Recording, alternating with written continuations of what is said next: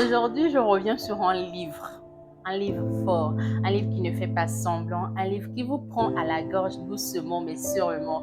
La prochaine fois que tu mordras la poussière, c'est le récit brut, sincère, bouleversant de Panayotis Pascot. Dans ce livre, c'est un jeune homme qui se bat contre lui-même. Il est habité par la peur d'être rejeté, par la culpabilité de ne pas correspondre à l'image d'un bon fils, vous voyez, et par la nécessité viscérale d'être aimé tel qu'il est. C'est un combat intérieur qui se manifeste par des épisodes de dépression, un isolement émotionnel, un refus du compromis.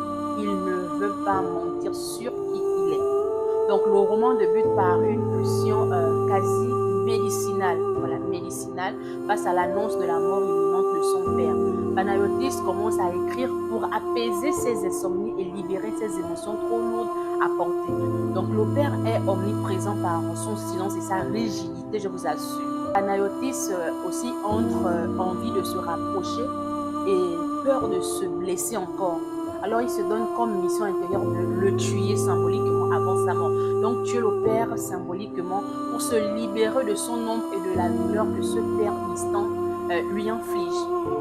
Et aussi, à travers ce récit, ressurgit la confusion sexuelle. D'accord? La confusion sexuelle. Le personnage, donc le narrateur, est attiré par les femmes, mais aussi et surtout par les hommes. Vous voyez un peu?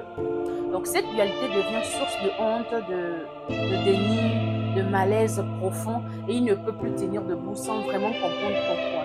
Et pourtant, il tient grâce à l'écriture. Donc ce livre, c'est sa façon de respirer, de survivre, de s'expliquer à lui-même. Ce n'est pas un texte parfait, je vous assure, mais c'est un texte prêt. Et c'est ça qui bouleverse, surtout pour le côté sexuel.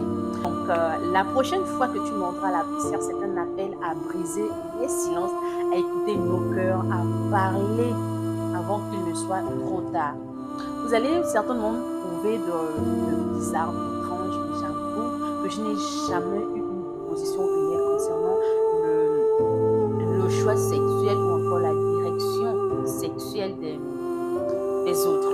Voilà. Donc, si vous voulez lire ce texte, je vous invite à le lire.